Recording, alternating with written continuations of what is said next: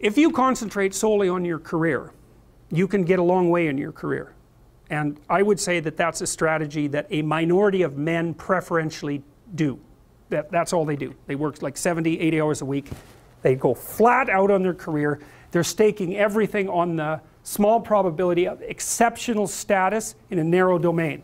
But it's hard on them. They don't have a life. It's very difficult for them to have a family. They don't know how to take any leisure activity. Like, they get very one-dimensional. Now, it may be that that unidimensionality is the price you have to pay to be exceptional at one thing, right? Because if you're going to be something like a genius-level mathematician, and you want to do that for, or a scientist, say, it's like you're in your lab all the time, you're working 70 hours a week or 80 hours a week, you're smart, you're dedicated, you're unidimensional, and that's how you get to beat all the other people who are doing that. It's the only way.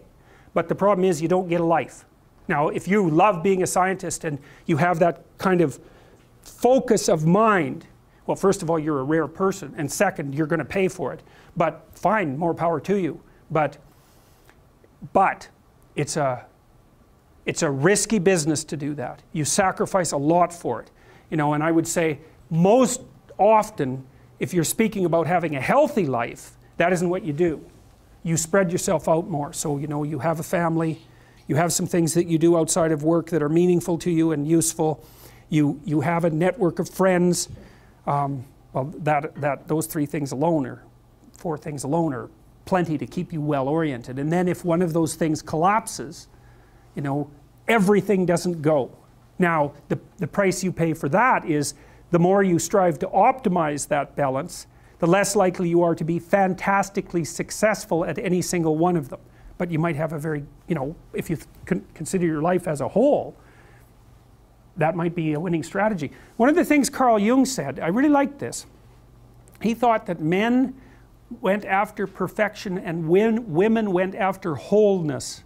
So they're different value, they're different, there's something different at the top of the value hierarchy. So perfection would be stake it all on one thing and look for radical success. Not that all men do that, because they don't, but we're talking about extremes, at least with regards to the men that do that. The wholeness idea is more like, well, it's like I want one thing in my life to be 150%, or I want 5 things in my life to be 80%.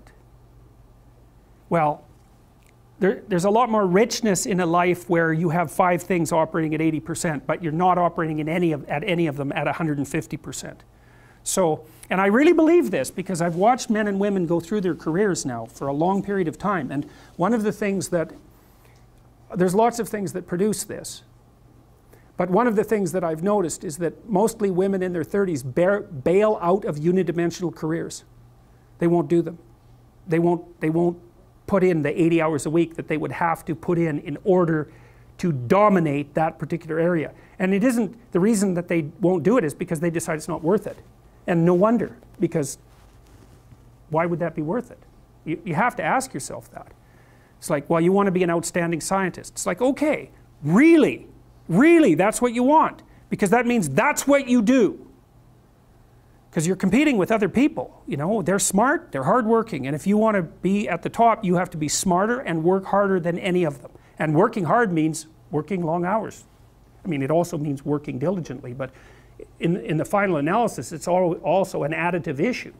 If I'm smart and hardworking and I can crank out for 70 hours a week, and you do it for 30, it's like, in 2 years, I'm so far ahead of you, you will never ever catch up. So, anyways. And I think partly, maybe part of the reason too that women are oriented that way more than men, I think there's 2 reasons. One is socioeconomic status does not make women more attractive on the mating market, but it does make men more attractive. And the second is women's time frame is compressed, right? Because guys can always say, well, I'll have kids later, and they can say that till they're like 80. Whereas women, it's like, no way, man, you got to get it together by the time you're, let's say 40, but really probably by 35, but definitely by 40, because otherwise it ain't happening. And that's bloody dreadful. Like, the most unhappy people you ever see, no. No. One of the common routes to extreme unhappiness is to want children and not have them. I wouldn't recommend that. You know, you see couples who are in their 30s. 1 couple in 3 over the age of 30 has fertility problems. That's defined as inability to conceive after 1 year of trying. 1 in 3. So it's worth thinking about, because people are very, very unhappy if they want to have kids and then they can't. Man, you're in the medical mill for 10 years if that's what happens to you.